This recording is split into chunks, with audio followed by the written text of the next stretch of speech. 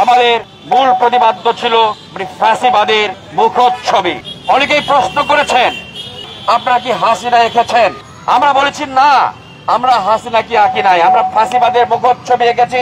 আপনি চাইলে হাসিনাকে ধরতে পারবেন, আপনি চাইলে রুজিনাকেও বলতে পারবেন, আপনি চাইলে জরিনাও হতে পারে। বর্ষবরণ আনন্দ শোভাযাত্রা 1432 নৎসাতের প্রতিবাদে মানববন্ধন। জানেন যে চারুকলায় স্বৈরাচারের মোটিভ, স্বৈরাচারের প্রতীক, সাবেক স্বৈরাচার প্রধানমন্ত্রী শেখ হাসিনার প্রতিকৃতি রাখা হয়েছিল, যেটি শোভাযাত্রায় শোভা পাওয়ার কথা ছিল। তবে গত ভোরে এই শোভাযাত্রা অর্থাৎ স্বৈরাচারের প্রতিকৃতি আগুন দিয়ে পুড়িয়ে দেওয়া হয়, সেই সাথে শান্তির পায়রাও পুড়িয়ে দেওয়া হয়। এবং তারই পরিপ্রেক্ষিতে চারুকলার সামনে এই মুহূর্তে আমরা দেখতে পাচ্ছি যে চারুকলার যারা শিল্পী রয়েছেন, যাদের হাতে গড়ে উঠেছিল সেই মোটিভ, যাদের হাতে তৈরি হয়েছিল সেই মোটিভ, তারাই এই মুহূর্তে মানববন্ধন করছেন। বর্ষবরণ আনন্দ শোভাযাত্রা 1432 নৎসাতের প্রতিবাদে তারা বক্তব্য রাখছেন। আমরা একটু তাদের কাছে জানতে চাইবো তারা আসলে কি বলছেন। যারা আমরা একসাথে আমাদের সংস্কৃতি, আমাদের কালচার, যেটা আমাদের দীর্ঘদিনের ঐতিহ্য, যে চারুকলার যে বর্ষবরণ উৎসব, সেই উৎসবকে বানচাল করার ওদের যে অপচেষ্টা, সেই অপচেষ্টার বিরুদ্ধে আমরা তীব্র প্রতিবাদ জানাচ্ছি। আপনারা সবাই তার সাথে একমত হবেন এবং যারা এই অপকর্মের সাথে যারা জড়িত তাদেরকে আমরা আশা করব, আমাদের দেখা যাচ্ছে যে আমাদের যারা আইনশৃঙ্খলা বাহিনী আছেন তাদের প্রতি আমরা উদ্যত আহ্বান জানাবো যে তাদেরকে যেন অবশ্যই, তাদের এই দোষরদেরকে অবশ্যই যেন খুব তাড়াতাড়ি বিচারের আওতায়, আইনের আওতায় আনা হয়। আমরা সেই আশাবাদ ব্যক্ত করছি। ধন্যবাদ সবাইকে।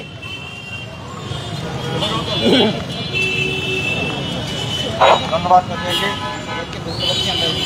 এই মুহূর্তে আমাদের সামনে বক্তব্য রাখবেন চারুকলা অনুষদের সাবেক ছাত্রদলের ভারপ্রাপ্ত সভাপতি এবং চারুকলা অনুষদের সম্মানিত ডক্টর ইসরাফিল প্রামাণিক রতন।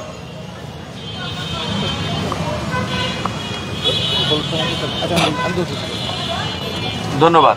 উপস্থিত আমরা সমবেত শিল্পী সমাজ, বিশেষ করে চারুশিল্পী সমাজ, বর্তমান শিক্ষার্থী, অ্যালামনাই এবং সামনে উপবিষ্ট সাংবাদিক এবং অন্যান্য ভাইয়েরা, সবাইকে এই ব্যথিত হৃদয়ের আর্তনাদ শোনাতেই আজকে আমরা এখানে একত্রিত হয়েছি।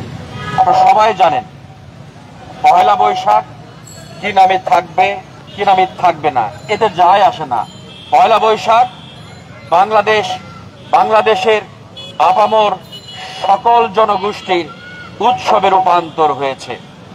এখানে কোনো হিন্দু নয়, কোনো মুসলিম নয়, কোনো খ্রিস্টান নয়, কোনো বৌদ্ধ নয়, সবাই একাকার হয়ে গেছে।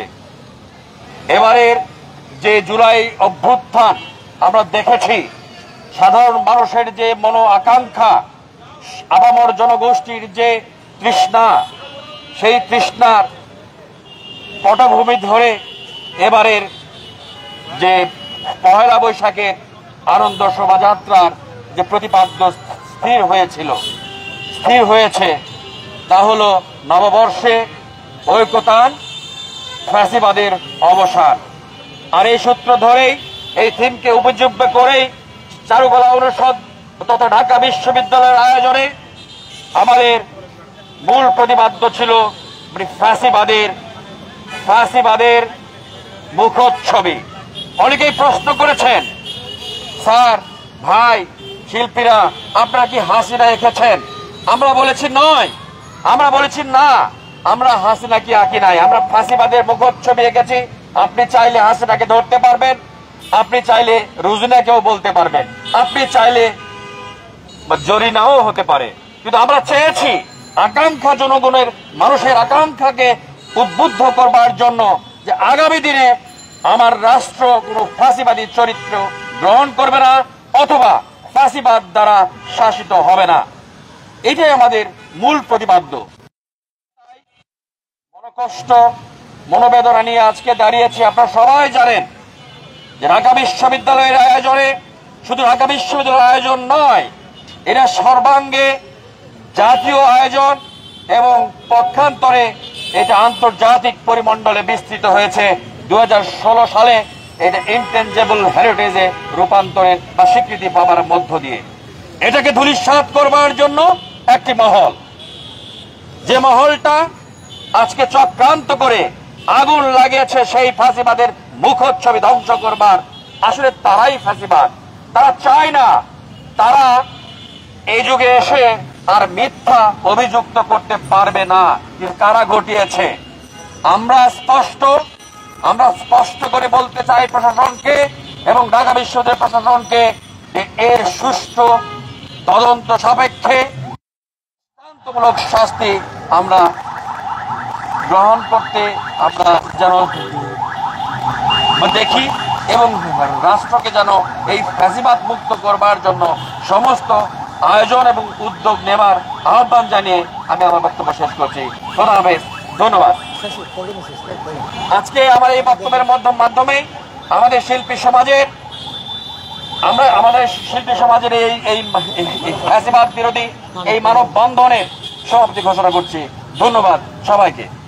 For more updates, follow us on Facebook, subscribe our YouTube channel, get the latest update on www.daily-sun.com.